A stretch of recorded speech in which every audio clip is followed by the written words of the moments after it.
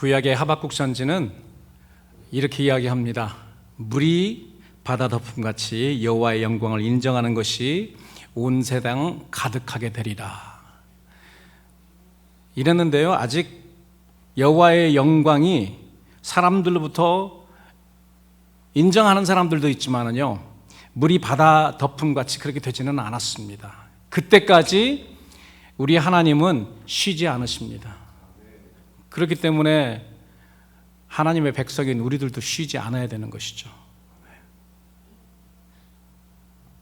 그래서 오늘 우리가 하박국 선지자에 관한 하박국 선지서를 우리가 공부를 하겠습니다. 제가 1장은 이미 새벽기도 때 2번에 걸쳐서 여러분들에게 설교했고요.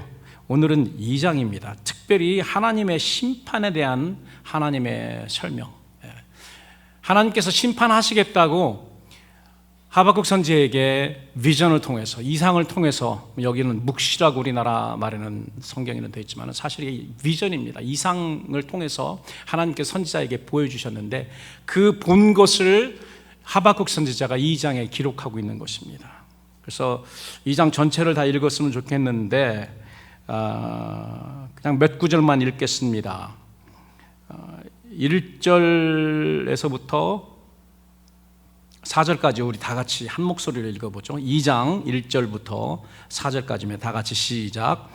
내가 내 파수하는 곳에 서며 성루에 서리라. 그가 내게 무엇이라 말씀하시는지 기다리고 바라보며 나의 질문에 대하여 어떻게 대답하시는지 보리라. 그리하였더니 여호와께서 내게 대답하여 가라사대 때 너는 이 묵시를 기록하여 판에 명백히 새기되 달려가면서 읽을 수 있게 하라. 이 묵시는 정한 때가 있나니 그 종말이 속히 이르겠고 결코 거짓되지 아니하리라. 비록 더딜지라도 기다리라. 지태지지 않고 정령 응하리라. 그의 마음은 교만하며 그의 속에서 정직하지 못하니라. 그러나 의인은 그의 믿음으로 말미암아 살리라. 아멘. 14절 다 같이, 14절입니다. 다 같이 시작. 대저 물이 바다를 덮음같이 여호와의 영광을 인정한 것이 세상에 가득하리라. 20절 다 같이. 오직 여호와는 그 성전에 계시니 온 천하는 그 앞에서 잠잠할지니라. 아멘. 오늘 주제는 하나님의 심판입니다. 여러분, 하나님의 심판하면 어떤 생각이 납니까? 두려운 마음이 납니까? 하나님의 심판. 성경에서 하나님의 심판의 의미, 그 뜻은 무엇인가 하면은요, 하나님께서 만물을 다스리고자 하시는 통치에 방해되는 것들을 제거하는 과정이 심판입니다. 우리가 그 심판에 대한 생각을 조금 바꿔야 됩니다.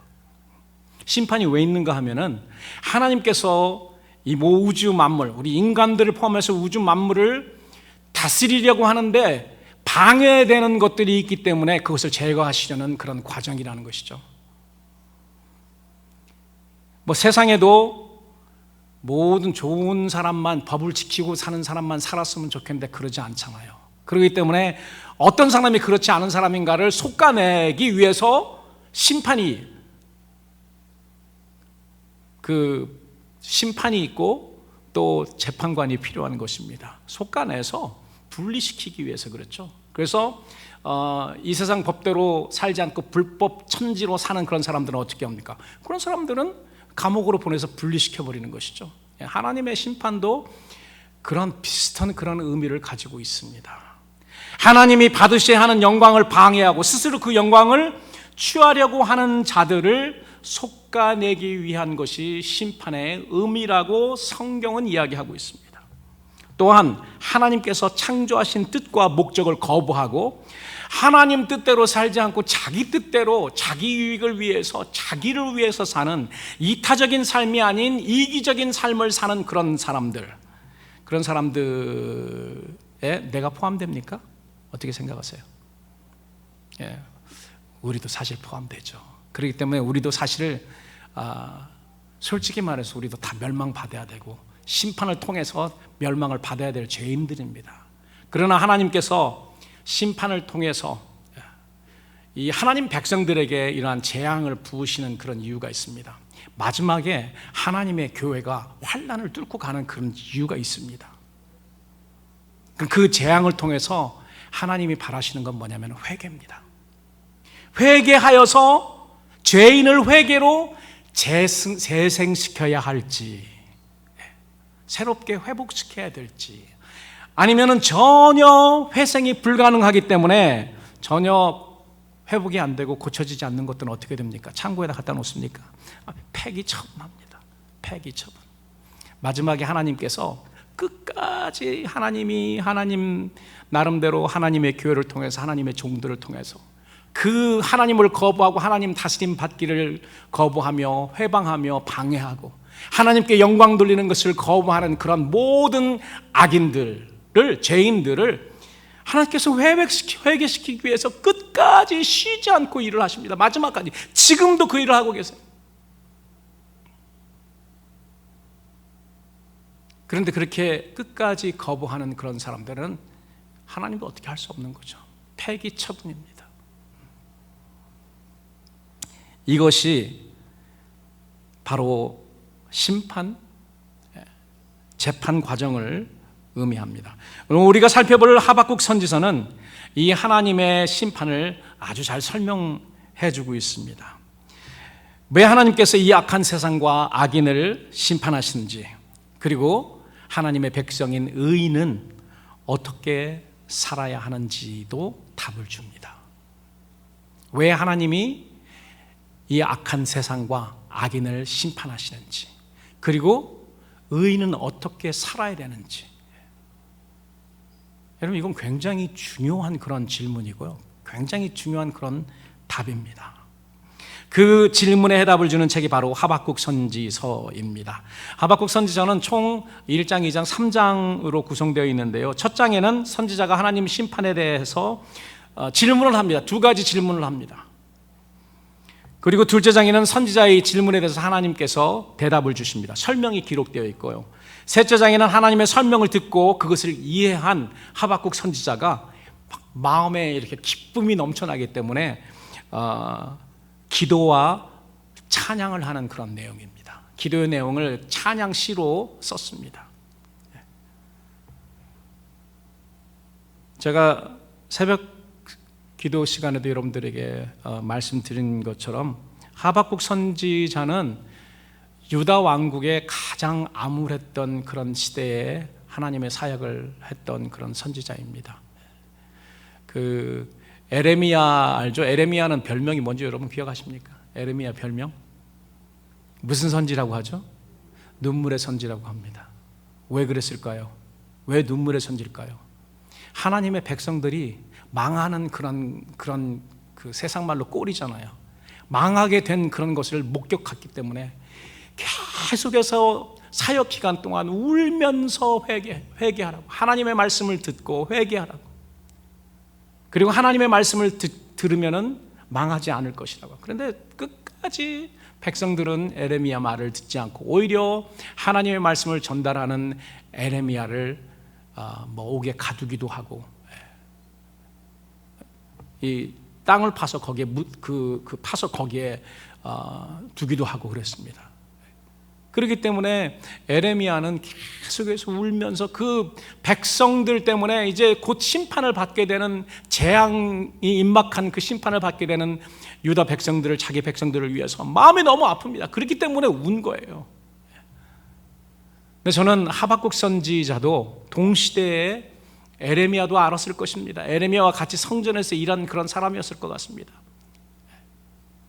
제도권 안에 있었던 그런 사람이에요. 엘리야 같은 사람은 밖에서 그냥 어디선지 모르게 그렇게 등장한 인물이지만은 에레미야나 하박국은 그렇지 않았습니다. 제도권 안에서 아마도 그 레위 지파였을 가능성이 많습니다.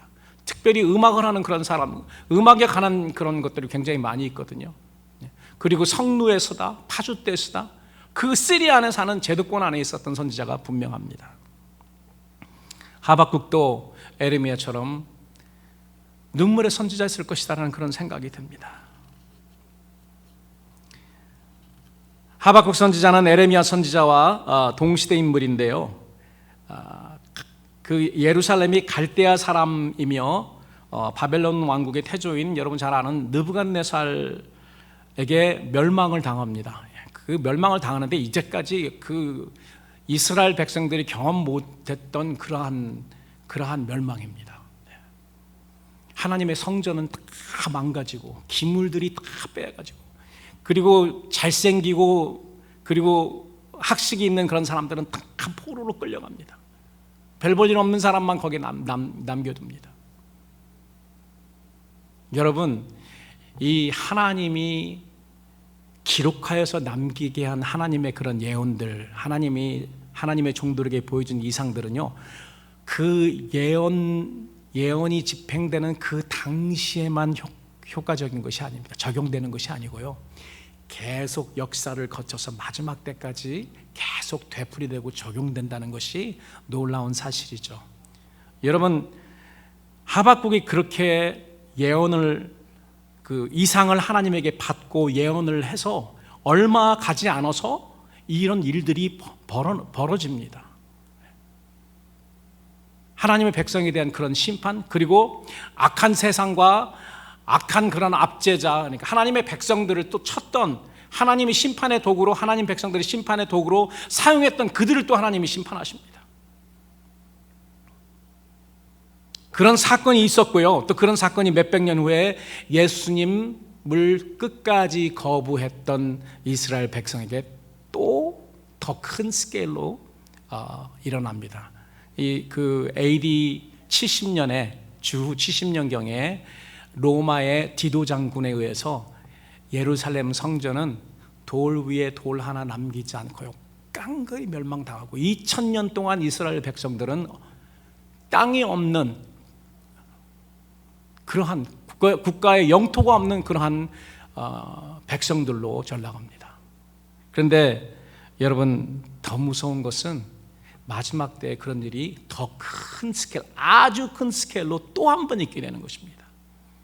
그때는 하나님의 백성인 교회가 그런 일을 맡게 됩니다. 우리가 하나님 뜻대로, 하나님의 말씀대로 공평과 공의로 믿음으로 살지 않는 그런 백성들, 아무리 그 사람이 예수를 믿는, 하나님을 믿는 그러한 하나님의 백성이라 할지라도, 하나님의 백성들이 멸망당하지 않았습니까? 예수님 때도 AD 70 주후 70년경에도 많은 사람, 그리고 예루살렘 그 성전과 예루살렘 도시가 깡그리 멸망당했습니다. 오늘 하박국 선지가 이야기했던 것은 그 당시만 적용되는 것이 아니고요, 진짜로 우리 앞에 이제 얼마 있으면 펼쳐지게 될 그러한 일들에도 적용이 되는 것입니다. 그리고 하나님의 백성을 징계하기 위해서, 하나님의 백성을 회개시키기 위해서 하나님께서 사용한 그 세상의 악한 압제자를 하나님은 더 큰 심판으로, 더 큰 재앙으로 멸망케 하죠. 그거는 이제 우리가 계시록을 통해서 잘 알 수 있습니다. 이 하박국 선지자가 에레미야 선지자처럼 눈물의 선지자라고 추측되는 그러한 부분이 있죠.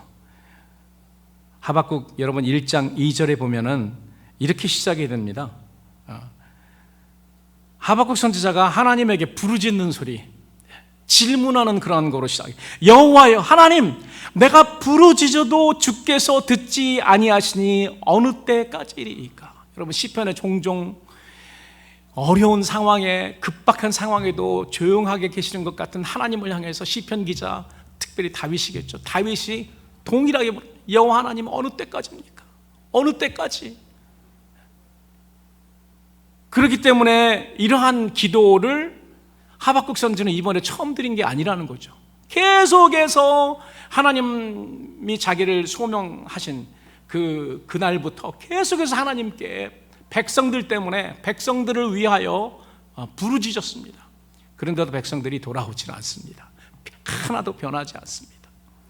오히려 더 악해집니다. 그렇기 때문에 그렇게 부르짖은 거예요. 내가 부르짖어도 주께서 듣지 않으시냐? 어느 때까지 내가 기다리겠습니까? 어느 때까지 내가 주 앞에 엎드려서 기도해야 됩니까? 그리고 또 이렇게 합니다. 내가 강포를 인하여 외쳐도 주께서 구원치 않습니다. 하나님의 백성이라는 그 유다 백성들 안에, 그리고 정치 지도자들, 그 다음에 종교 지도자들, 이런 사람들이 강포를 행합니다. 힘이 있는 사람, 힘이 없는 사람을 압제하는 그런 사회예요. 요즘도 보면은 이 세상, 뭐 한국도 그렇고 미국도 그렇고 자기 마음대로입니다. 힘 있는 사람은 자기 마음대로 그냥 살아요. 공평하지가 않습니다. 보면은. 그리고 3절에 보니까 어찌하여 나로 간악을 보게 하시며 패역을 목도하게 하시나이까. 대적 겁탈과 강포가 내 앞에 있고 변론과 분쟁이 일어나는데, 이 사회상, 그 당시 유다의 사회상이 여기 그대로 적혀 있습니다. 법이 지켜지지 않습니다. 공평하게 의롭게 집행되지 않습니다. 그러니까 법이 법이 느슨해졌습니다. 하나님, 선지자의 더 마음 아픈 거는 백성들이 이렇게 간악하고 강포가 넘치고 패역이 있고, 패역은 하나님을 불순종하고 하나님을 떠난 사람, 패역한 사람이라고 하죠. 그런 것이 가득했습니다.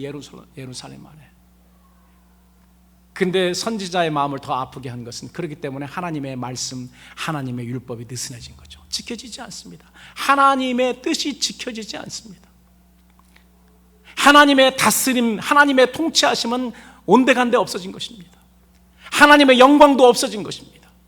그런데 그것 때문에 선지자는 하나님 앞에 엎드려서 이제까지 외쳤던 거고 간구했던 것이죠. 하나님은 언제까지입니까? 왜 하나님의 백성들이 이러십니까? 거기에 대해서 하나님께서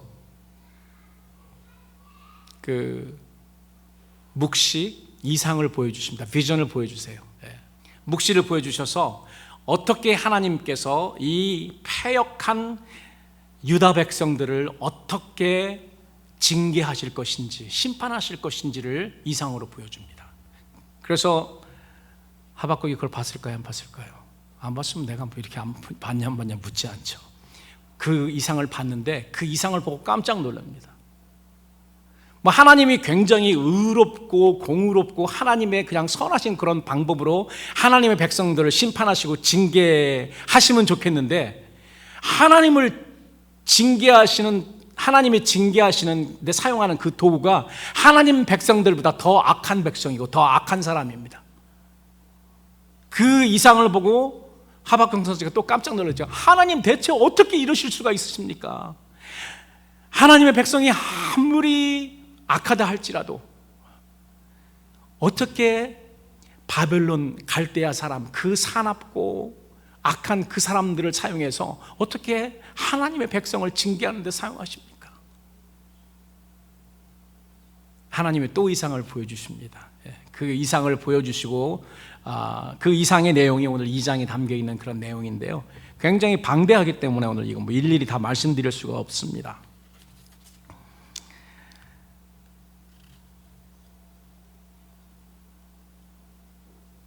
하박국 선지자를 통해 우리에게 주신 이 묵시, 비전, 이상이죠. 이상. 이 이상은 여러분 마지막 환난 때에도 적용됩니다. 하나님의 심판이 하나님의 집부터 시작된다는 것을 보여줍니다. 사도 베드로는 베드로전서에 그렇게 이야기합니다. 하나님의 집에서부터 심판이 시작됐다. 하나님은 더 악한 이 세상과 악인들을 심판하시기 전에 하나님의 집부터 심판하십니다. 그래서 펄징이라고 그러죠. 깨끗게 하시기 위해서요. 하나님의 영원한 백성들로 합당한지 하나님께서 그 하나님의 재판이 하나님의 집부터 시작된다는 거죠. 거기서도 솎아냅니다. 거기서도 솎아내요. 그리고 끝까지 하나님의 통치하심, 다스리심, 하나님의 영광, 하나님께 영광 돌리는 것을 거부하는 이 세상과 악인들을 마지막에는 심판하십니다. 거기는 심판 벌써 당한 거나 마찬가지죠. 하나님이 없기 때문에.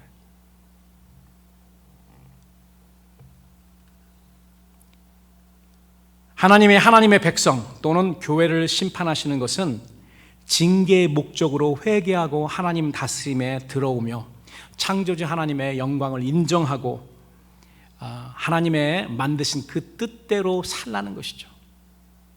그러기 위해서 하나님께서 징계하시는 것입니다.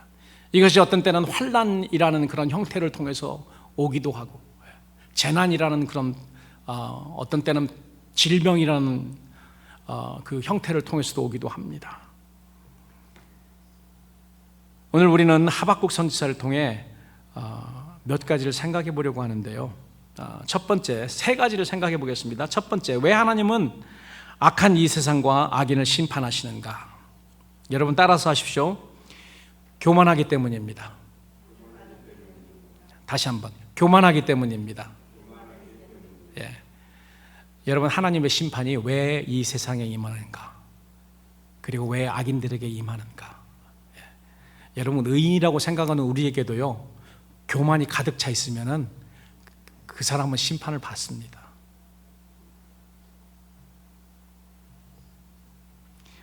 교만이라는 성경적인 의미는 부풀어 올랐다. 부풀어 올랐다는 거예요. 교만이 부풀어 올랐다. 여러분 닭 싸움하는 거 봤습니까? 닭 싸움하는 거 보셨어요? 뭐 짐승들도 보면 싸움할 때 어떻게 해요? 부풀어 오릅니다. 그 짐승도 자기가 크게 하기 위해서 어떻게 해요? 곰 탁 일어서 가지고 자기 크게 이렇게 하는 사람 벌써 진 거예요. 닭도 보면 어떻게 해요? 깃털을 이렇게 부풀리잖아요. 사람도 마찬가지입니다. 사람도.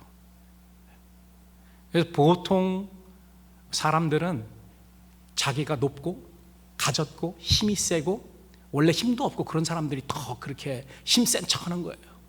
그게 바로 교만입니다. 그대로 보이는 게 아니고 더 부풀리는 거예요. 부풀려서 그렇게 보이는 것뿐만 아니고 부풀렸기 때문에 어떻게 그거 채워야 되잖아요. 그러니까 막 쓸어 담는 겁니다. 막 쓸어 담아요. 교만한 사람들은 쓸어 담습니다. 부풀렸기 때문에 뭐 쓸어 담죠. 거기 안에 들어갈 자리가 많이 있잖아요. 끊임없이 쓸어 담습니다. 그리고 쓸어 담은 그것을 나의 평강을 위해서, 내 유익을 위해서, 그게 우리의 시큐리티예요. 이 세상 사람들, 악인들이 하는 방법입니다.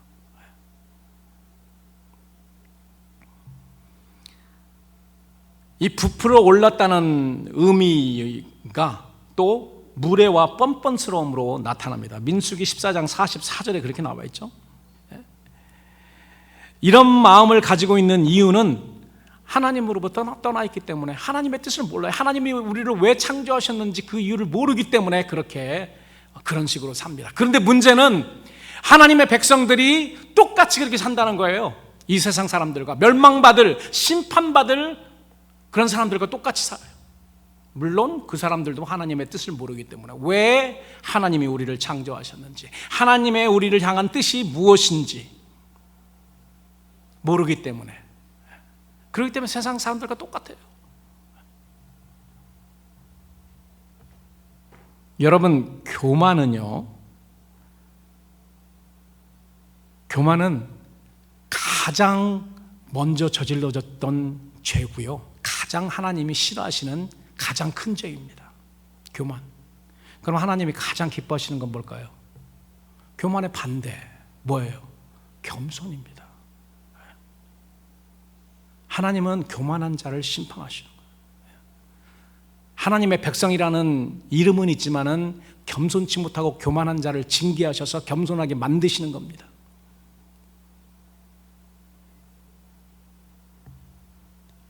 그렇기 때문에 잠언 기자인 그 지혜자 솔로몬은 교만에 대해서 다음과 같이 이야기합니다. 교만은 패망의 선봉이요, 거만한 마음은 넘어짐의 앞잡이다. 교만해 보세요.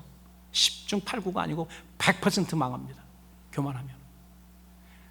내가 이 세상에서 어떤 교만한 마음을 가지고 사는가, 여러분 우리 스스로 살펴봐야 됩니다. 우리도 모르게 그런 교만한 마음, 교만하다고 해서 뭐 우리가 생각하는 막 어깨에다 힘주고 뭐 이런 것만 생각하는데 그렇지 않습니다. 하나님을 의지하지 않는 모든 것, 하나님을 의지하지 않고 내 힘으로 살아가려고 하는 그런 모든 시도는 다 하나님 앞에서 교만이라고 하나님이 생각하시게 되는 것입니다.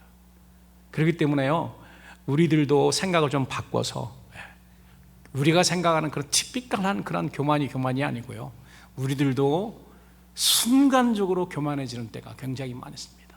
내 평강을 위해서, 나의 유익을 위해서, 내 평화를 위해서 우리가 쌓아놓는 것, 집어넣으려고 가지려고 하는 그런 것들, 여기에 보면 세상적인 성공이 될 수도 있고요, 세상적으로 뭐를 좀 많이 알려고 쌓아두는 지식이 될 수도 있고요, 물질이 될 수도 있고요. 우리가 하나님 없이 내 스스로 살려고 하는 그 모든 시도가 다 하나님 앞에서는 교만인 것입니다.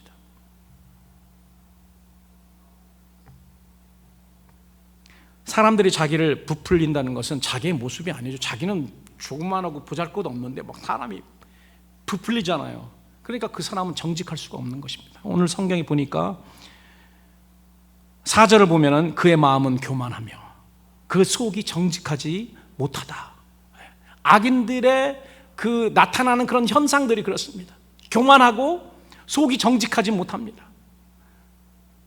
자기를 부풀려서 사람들에게 보이기 위해서 막 모든 것을 쓸어담기 위해서 그렇게 크게 보이기 위한 것은 정직한 것이 아니죠. 어떻게 해야 됩니까? 하나님 앞에 우리가 나올 때는 그러니까 있는 모습 그대로, 내 모습 이대로 그냥 나오는 겁니다. 그게 겸손이에요. 사실 그게 겸손도 아니고요, 정확히 그냥 정상이죠. 겸손은 사실 말해서 우리가 try 해가지고 될 수가 없습니다. 우리는 더 떨어질 곳이 없거든요. 바닥에 와 있는 인생들이기 때문에. 그 겸손은 예수님이 하실 수 있는 거예요. 예수님은 근본이 하나님이시지만은 종의 모습을 가지고 이 땅에 오셨기 때문에 떨어지셨잖아요. 그렇기 때문에 겸손인 거죠. 우리들은 이미 떨어져 있는데 어디로 더 가요? 더 떨어질 곳이 없습니다. 우리는 자꾸 그러기 때문에 어떻게 해요? 올라가려고 그러죠. 내 힘으로 올라가려고요. 그렇지 않습니다. 우리는 섬기는 자세, 예수님의 모습을 본받아서 자꾸 아래로 겸손하게 내려가고 섬기는 그런 자세를 하고, 그럴 때에 하나님께서 올려주시는 겁니다. 그럴 때 하나님께서 올려주시는 거예요. 빌립보서 2장에 보면은 예수님께서 종의 모습을 가지고 이 땅에 오셔서 십자가의 죽음까지 목숨을 드리는 그 순종을 하셨기 때문에 어떻게 해요? 하나님께서 그를 올리셔서 모든 이름 위에 뛰어난 그런 이름이 되게 하신 것입니다. 그렇기 때문에 하나님이 우리를 올려주셔야 되는 것입니다. 하나님이 올려주시기 위해서 우리는 어떻게 해야 돼요? 겸손해야 되는 것이죠. 겸손이 너무나도 중요하기 때문에 예수님이 산상수훈에서 제일 처음으로 말씀하실 때 팔복에 대해서 이야기하시는데, 팔복의 그것도 첫 번째, 산상수훈 중에서도 제일 첫 번째로 그 말씀하신 게 뭐죠? 복 있는 사람은 어떤 사람이라고요? 심령이 가난한 자, 곧 겸손한 자입니다. 겸손한 자는 천국이 하나님의 나라가 저희 것이다. 하나님의 다스림을 겸손하기 때문에 받아들인다는 거죠. 하나님의 심판이 사람들에게 임하는 것은 그 하나님의 다스림 안에, 천국 안에 들어오지 않기 때문에. 그런데 겸손한 사람은 하나님의 다스림, 통치하심을 받아들이기 때문에 심판에 두지 않는 것입니다. 악인이 교만하고 정직하지 못하기 때문에 나타나는 형상들이 그 현상들이 5절 6절에 나와 있는데요. 술을 즐기며 괴울하며 교만하여 가만히 있지 아니하고 그 욕심을 음부처럼 넓힌다. 와, 그 욕심을 그냥 왕창 열어서 부풀려 있는 그런 거에 막 쓸어 담는다는 것입니다. 그는 사망 같아서 족한 줄을 모르고 자기에게 만국을 모으며 만민을 모으니. 이게 악인의 특징이고, 이제 하나님의 백성들을 쳤던 느부갓네살의 갈대아 사람 바벨론 왕국의 모습입니다. 제국주의가 다 그렇죠. 여러분, 왜 엠파이어, 제국이란 말이 무슨 말인 줄 아십니까? 뭐 로마 제국, 또 뭐 대영 제국. 제국은 뭐냐면요, 사망 같아서 족한 줄 모르고 자기에게 만국을 모으는 그런 나라가 제국입니다. 자기 영토를 막 필요 없이 자기 영토를 막 넓히는 것, 이게 그런 것이 제국이에요. 미국도 그렇죠. 영국도 그랬고요. 스페인도 그랬고요. 로마도 그렇고, 대표적인 것이 중국도 그랬고, 지금도 자꾸 늘리려고 그래요. 일본도 그랬고, 우리나라는 옛날에 고구려 시대 때는 그랬는데 그 고려 시대부터는 그 범위를 넘지를 못했습니다. 제국이란, 대한 제국이란 말이 있긴 있었나? 근데 제국은 아니죠. 여러분 13절 한번 보시기 바랍니다. 13절. 민족들이 불탈 것으로 수고하는 것과 열국이 헛된 일로 곤비하게 되는 것이 만군의 여호와께로 말미암이 아니냐. 이게 무슨 말이냐면요, 이 세상 모든 그런 사람들이 수고하는 것을 하나님이 불태우신다는 말입니다. 그리고 모든 열국이 피곤하게 하는 그런 모든 것들을 하나님께서는 헛되게 만드신다는 거예요. 여러분, 대표적인 것이 그 부자 청년이 그렇습니다. 1년 내내 수고하고 자기의 모든 지혜와 노력으로 아주 농사를 막 열심히 용사를 쳐서 풍성한 소득을 얻었습니다. 그런데 그의 마음에 하나님이 안 계셨잖아요. 내 영혼아 편히 쉬어라. 너무 즐길 것이 많다. 그랬더니 하나님이 뭐라고 말씀하십니까? 그날 밤, 이 어리석은 자야, 내가 네 생명을 오늘 데려가면은 네가 수고해 본 모든 것들이 대체 누구 것이 되겠느냐? 하나님이 그렇게 하신다는 것입니다. 이 모든 세상 사람들은 곤비하게 피곤하게 그 일을 합니다. 그리고 수고하는데 하나님이 그것을 다 죄로 만드시고, 하나님이 그렇게 하시는 이유가 있습니다. 왜 그럴까요? 여러분 14절 띄워주세요. 14절을 같이 한번 읽어보겠습니다. 그 이유가 있습니다. 심판하시는 그 이유. 14절 다 같이 시작. 대저 물이 바다를 덮음 같이 여호와의 영광을 인정하는 것이 세상에 가득하게 되리라. 여러분, 하나님의 심판을 통해서 결국은 이 세상 모든 사람이 하나님의 영광을 인정하게 되는 것입니다. 인정하게 되는 그날까지 하나님께서는 그렇게 하시고, 마지막에 심판이 있는 것, 그것도 이제는 심판을 다 벗어나는 그런 사람들이 이제 하나님께 영광을 돌리고 하나님의 영광을 인정하게 되고 하나님의 통치하심과 다스림과 하나님의 그 뜻을 알게 된다는 것이죠. 하나님의 목적대로 살게 된다는 것입니다. 자, 그러면은 이제 왜 하나님이 이 악한 세상을 심판하시고 악인을 심판하시는지 여러분들에게 말씀드렸는데, 자, 그러면은 악인에 대한 하나님의 심판 전까지 우리 하나님의 백성인 의인들은 어떤 삶을 살아야 되는지, 이게 또 중요합니다. 2장 4절 굉장히 유명한 말씀입니다. 그러나 의인은 그 믿음으로 말미암아 살리라. 한번 따라서세요. 그러나 의인은 그 믿음으로 말미암아 살리라. 이 말씀 여러분 많이 들어봤죠? 이 말씀을 사도 바울 선생님께서 로마서 1장에 인용을 합니다. 거기에 이제 그 우리나라 말로 번역됐을 때 하박국, 오리지널이나 하박국은 그러나 의인은 그 믿음으로 말미암아 이렇게 했는데, 로마서는 그러나가 뭐로 바뀌냐면 오직으로 바뀝니다. 오직 의인은 그 믿음으로 말미암아 살리라. 거기에 더해가지고 오직 의인은이 어떻게 바뀌냐면은 의인은 오직 믿음으로 살리라고 바뀌어버립니다. 이거 잘못된 거죠? 그렇지 않습니까?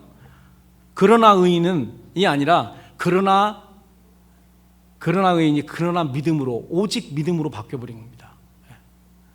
그래서 이 믿음의 데피니션, 정의와 이런 모든 것 때문에 지금 많은 사람들이 혼돈을 겪고 있습니다. 오직 믿음이라는 그런 말 때문에. 개혁 교회 당시 16세기에 그 암흑 시대를 거쳐온 로마 캐톨릭 교회를 상대로 해서 그분들은 행위로 구원받는다는 그런 이야기를 해요. 저는 어저께 유튜브를 보면서 굉장히 유명한 신부님이세요. 굉장히 요즘 막 뜨는 젊은 신부님 한 분이 계신데, 이 신부님이 이 사람은 성경을 아는가? 그분이 뭐라고 말하냐면요, 기독교만 구원이 있습니까?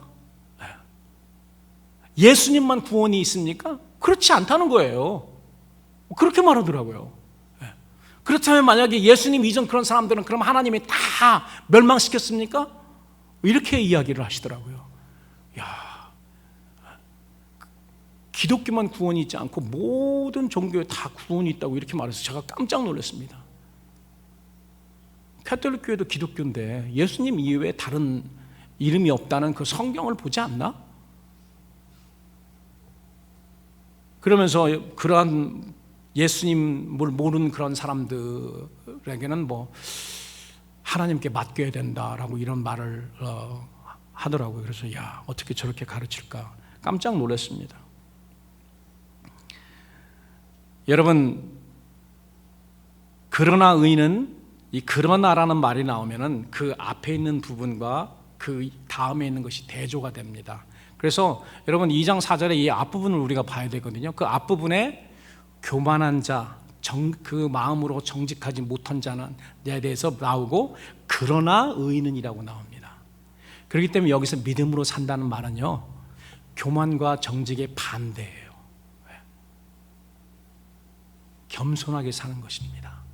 그리고 정직하게 공평으로서 공평하게 사는 거예요. 의롭게 사는 것을 이야기를 하고 있습니다. 우리가 이 말씀을 로마서에서 이상하게 변형시켜서 행위는 필요 없어, 오직 믿음이면 돼, 이렇게 지금 가르치잖아요, 많은 교회에서.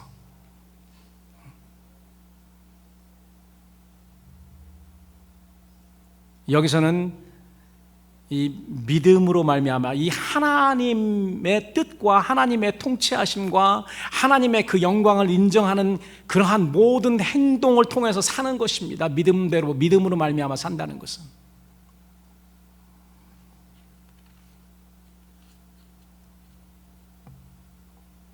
하나님의 거룩하심과 주권을 인정하는 믿음을 가지고 살기 때문에 의인은 하나님 앞에서 겸손합니다. 겸손할 수밖에 없습니다.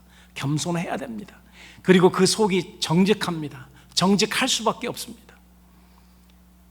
그리고 의롭고 공평하게 살게 되는 것입니다. 악인은 교만하고 정직하지 않게 살지만 의인은 그 반대로 겸손하고 정직하게 산다는 거예요. 믿음으로 말미암아 산다는 것은 바로 그 의미입니다. 적어도 하박국에서는.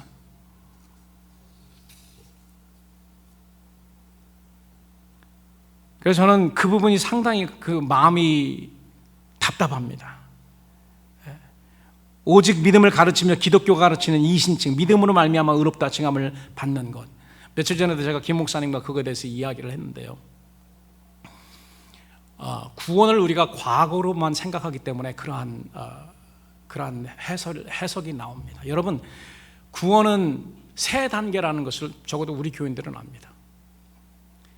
제일 처음 구원, 과거 구원이 뭐냐면은 칭의, justification이라고 칭의입니다. 그리고 현재 구원은 우리가 성화라고 하는 sanctification이라고 하죠.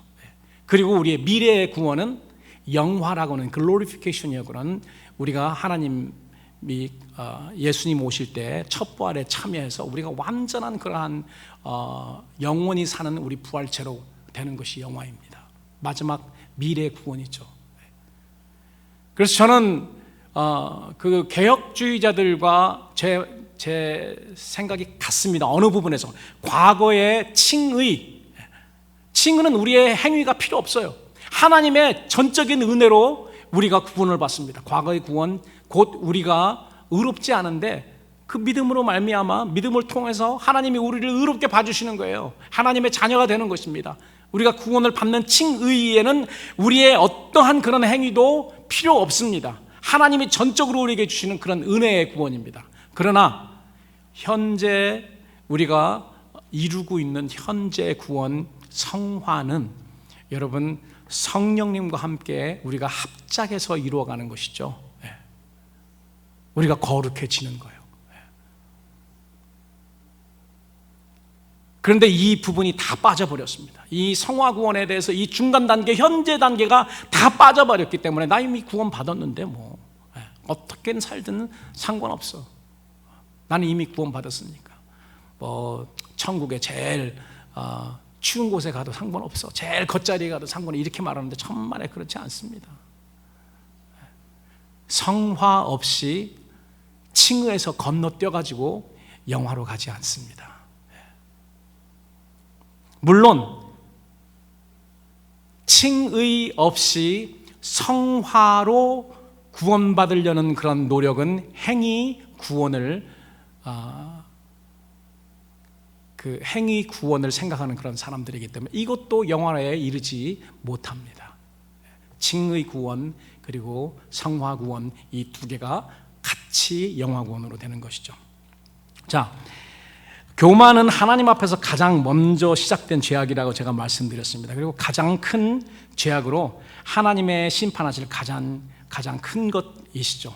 그래서 여러분 아담과 하와가 범죄하기 전에 벌써 그 영적인 세상에서는 벌써 영적인 존재들이 하나님께 범죄를 했습니다. 우리가 잘 알듯이 사탄이 하나님처럼 되기 위해서 행했기 때문에 떨어졌잖아요. 심판을 받고 떨어졌습니다. 그래서 그 사탄이 에덴 동산에 아담과 하와를 찾아와서 동일한 그러한 자기와 동일하게 될 수 있도록 그렇게 시험을 했고, 거기에 또 빠져가지고 이걸 먹으면 하나님같이 된다는 그 말, 하나님처럼 되면 안 되죠. 하나님처럼 된다는 그런 말에 교만해진 거죠. 교만해져서 내가 하나님처럼 돼? 이런 시도 때문에 다시 타락하게 된 것입니다. 그렇기 때문에 교만은 멸망의 선봉이지만 겸손은 또 존귀의 앞잡이라고 했습니다. 이것도 잠언 지혜자가 이야기를 했죠. 그래서 여러분, 저는 여러분들에게 오늘 다시 한번 이 겸손, 정직, 공평, 여러분, 우리도 공평하고 정직하지만 우리 주위에 우리 가정도 우리 교회도 더 나아가서 사회도 공평하고 그리고 정직한 그런 사회가 될 수 있도록 우리는 노력을 해야 됩니다. 마지막입니다. 마지막으로 하나님 심판에 관한 교회의 책임. 우리 의인은 어떻게 살아야 되는가? 믿음으로 말미암아 살아야 된다고 이렇게 말씀드렸는데, 이 하나님 심판에 대해서 우리 교회의 책임이 있습니다. 이 교회의 책임은 소위 말해서 선지자적인 그런 책임입니다. 몇 주 전에 제가 사도적인 교회, 선지자적인 교회에 대해서 말씀드렸습니다. 그래서 이 선지자적인 그러한 기능이 우리에게 있는데, 책임이 있는데, 오늘 그 부분을 제가 말씀드리겠습니다. 하나님 심판에 관하여서, 이제 하나님의 심판이 우리 코앞에 임했습니다. 마지막 환난 시기가 언제 터져도 이상하지 않을 정도로 지금 우리는 그런 악한 세상 마지막에 가까이 왔습니다. 자, 그러면은 그러한 순간에 우리가 살고 있잖아요. 그렇기 때문에 교회는 굉장히 중요한 역할, 지금 마지막 시대의 교회는 중요한 그런 역할을 감당해야 되는 교회입니다. 우리가 선지자적인 그러한 그런 교회가 돼야 돼요. 초대교회는 사도적인 그러한 교회가 더 필요했지만은 마지막 때는 선지자적인 그러한 교회가 더 필요합니다. 회개를 외쳐야 되고 하나님의 말씀을 전달해야 되는, 이 강단에서도 선지자적인 그런 말씀을 해야 되는 것이죠. 자, 그 책임이 무엇인가? 1절, 2절, 3절입니다. 2장 1절, 2절, 3절. 내가 내 파수하는 곳에 서며 성루에 서리다. 이제 하나님께 질문했거든요. 하나님이 어떻게 내게 그거에 대해서 대답하실지 내가 기다리기 위해서 내 파수하는 곳에 성루에 섰다. 어떤 학자들은 이 그 성전을 지키는 파수꾼이 아니었냐 이렇게 생각하는데, 저는 이거를 문자 그대로 받아들이지 않고요, 선지자의 기능이라고 생각합니다. 선지자는, 여러분, 파수하는 곳이 어디? 파수대잖아요. 파수대는 다른 것과 뭐가 다릅니까? 위치가 가장 높은 곳에 있습니다. 왜 높은 곳에 선지자가 그 파수꾼이 있죠? 멀리 볼 수 있잖아요. 멀리 누구를 봐요? 적군이 쳐들어오는 재앙이 임하는지 아닌지를 보고 백성들에게 어떻게 해요? 나팔을 불어야 될 거 아닙니까? 파수꾼의 그 사역의 기능이 뭐냐면은, 하나님이 보통 사람들이 보지 못하는 높은 곳에 세웠기 때문에 재앙이 임하는, 적군들이 임하는 것을 보고 방비할 수 있도록 나팔을 부는 그러한 기능이 바로 파수꾼의 기능입니다. 에스겔에서도 그 파수꾼의 기능에 대해서 이야기합니다. 나팔을 불어서 방비시키지 않으면은, 그리고 백성들이 죽으면은 그 피가 누구에게 돌아오냐면 파수꾼에게 있는 것입니다. 그런데 불었음에도 불구하고 방비하지 않으면은 그 피는 방비하지 않은 사람들에게 간다 그랬습니다. 여러분, 선지자적인 그러한 사역을 감당하는 교회는 파수꾼의 심정이어야 됩니다. 선지자가 바로 파수하는, 영적으로 파수하는 사람이에요. 선지자는 항상 하나님이 보통 사람들이 보지 못하는 것을 봅니다. 뭘 보죠? 이상을 보잖아요. 환상을 봅니다. 하나님이 주시는 계시, 하나님이 주시는 묵시를 볼 수 있는 높은 위치에, 영적인 그런 위치에 있습니다. 보고서 자기만 만족하라는 게 아니에요. 어떻게 해야 됩니까? 보고 재앙이 임한 것을, 심판이 임한 것을 보면 어떻게 해야 되냐면 백성들에게 나팔 불어서 알려야 됩니다. 준비할 수 있도록. 여러분, 저는 빛나는 교회, 우리 교회가 이 사명을 마지막 때에 감당해야 되는 그러한 기능과 책임이 있다고 저는 믿습니다. 하나님께서 저에게 그러한 사명을 주셨습니다. 제가 그 사역 시작할 때부터 30년 넘게 여러 가지 이유 때문에 움츠리고 있지만은 이제 마지막이 가까우면 가까울수록 달리는 사람도 볼 수 있게 확실하게 명확하게 그리지 이야기할 때가 지금 왔다고 저는 생각을 합니다. 여호와께서 내게 대답하여 가라사대 너는 이 묵시를 본 환상을 기록하여 판에 명백히 새기되 달려가면서도 읽을 수 있게 하라. 명확하게 하라는 것입니다. 그래서 우리 선지자적인 그러한 사역 기능이 있는 교회는 첫 번째로 세상의 불의에 관해서 하나님께 알아야 됩니다. 이 세상이 잘못 돌아가는 거, 이 세상의 불공평, 불의, 이 모든 거에 대해서 뭐 세상에 원래 그렇지 뭐 하고 이렇게 가는 게 아니고요, 마음 아파야 되는 거죠. 그것 때문에 우리가 하나님 앞에 무릎 꿇고 그 백성들에 대해서 우리가 기도를 하는 것입니다. 선지자적인 그러한 교회는 그것 때문에 기도하는 교회입니다. 세상의 불의를 보고 세상의 악행을 보고 패역을 보고 우리가 하나님 앞에 엎드려서 백성들을 대신해서 기도할 수 있는 그런 교회입니다. 두 번째, 파수꾼과 같은 심정으로 영적 파수대에 서서, 그것도 기도 자리죠. 주님을 바라보며 그가 어떻게 답하시는지 그 음성을 기다려야 됩니다. 그래서 제가 기도할 때 가끔 이런 말을 하죠. 기도 1시간 하는데 첫 시간부터 딱 무릎 꿇자마자 다다다다다다 계속해서 자기 말만 하고 끝나는 것이 아니고, 여러분 기도는 two-way communication입니다. 좀 들으세요. 내가 원하는 것만 그렇게 다 말하지 말고 하나님이 어떻게 이야기하시는지 들으세요. 그 내 말만 계속 1시간 내 말만 계속 하는 사람은 하나님 말하지 마세요. 나 하나님 뜻 알기 싫어요. 내 뜻 그거를 관찰해 주세요 하는 그런 의미밖에 되지 않습니다. 그게 어떤 기도인지 상관없습니다. 여러분 기도를 잘 하셔야 돼요. 그렇기 때문에 내가 기도를 뭐 2시간을 하든 4시간을 하든 30분을 하든 처음부터 끝까지 내 기도만 하는 것은 나는 하나님 뜻에 상관없이 내 뜻만 관철되기를 원합니다. 들어주세요.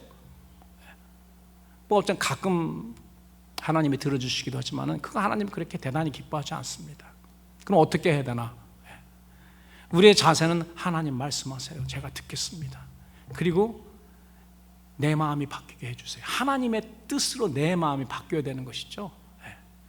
이게 정확한 것입니다. 하박국 선지를 보니까 이야기를 했어요. 반절 이야기. 뭐 이렇습니다, 저렇습니다. 이야기를 하고 난 다음에 이제 기다립니다.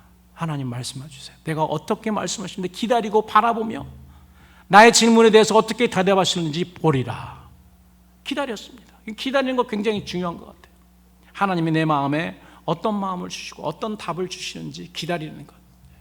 그래야지 내 뜻대로 아니고 하나님 뜻대로 할 거 아닙니까? 그리고 하나님이 보여주실 때에, 알려주실 때, 우리의 마음에 감동하실 때 종말과 심판에 대한 묵시를 그런 하나님의 마음을 마음판에 명백히 새겨서 백성들에게, 믿지 않는 사람들에게, 또 이 우리처럼 보지 못하는 그런 사람들에게 알려야 될 그런 직무가 우리에게 있고 우리 교회에 있다는 것입니다. 선포한 종말과 심판이 더딜지라도 인내로 기다려야 됩니다. 3절에 보니까 이 묵시는 정한 때가 있나니 그 종말이 속히 이르겠고 결코 거짓되지 아니하리라. 비록 더딜지라도 기다리라. 지체되지 아니하고 정령 응하리라. 그래서 우리가 하나님 언제까지입니까? 라고 이렇게 이야기를 하지만은 반드시 하나님이 우리에게 보여주신 것, 그 다음에 우리 주님이 약속하신 것, 남아있는 약속들이 몇 가지 있죠. 그것 중에 하나가 이제 예수님이 다시 오신다는 재림입니다. 재림이 더딘 것 같죠. 2000년 동안 뭐 예수님 오시지 않았는데 언제 오시겠어? 이렇게 하지만은 언제든 오실 수 있습니다. 모든 하나님의 백성들, 하나님의 마음을 아는, 하나님의 뜻을 아는 백성들은 오늘이라도 오실 그러한 생각으로 그렇게 사역을 하고 살았습니다. 초대교회부터 지금까지. 마지막에 살고 있는 우리들은 그 누구보다, 그 어느 시대보다도 예수님이 오시는 그 시기에 가까이 사는 사람들입니다. 그렇잖아요. 그렇기 때문에 우리 이 전 세대의 선배들도, 신앙의 선배들도 그렇게 사는데 우리가 어떻게 살아야 될까요? 사랑하는 성도 여러분, 우리 교회와 성도들이 선지자적인 사명을 어떻게 감당할 수 있겠습니까? 먼저 외부적으로는 대언의 영이신 성령을 충만히 받아서 에레미야 선지나 하박국 선지자들처럼 죄인들을 향하신 하나님 아버지의 메시지를 눈물로 선포하고요. 또한 내부적으로는 하박국 선지자처럼 하나님께 기도로 엎드려서 백성들을 대신해서 눈물로 호소되는 그런 중보의 그러한 기능이 있고 책임이 있는 것입니다. 또한 하나님의 백성으로서는 우리는 교만하지 말고 우리 심령이 가난하게 겸손하게 되어서 하나님의 나라, 하나님의 다스림이 여러분 것이 되는 것입니다. 여러분, 이렇게 하나님의 나라 천국에 들어가시고 그 하나님의 다스림과 통치하심, 하나님의 영광을 인정하는 것, 그리고 하나님의 뜻을 알고 그 뜻대로 행하는 그러한 여러분들이 되시길 우리 주님의 이름으로 축원합니다.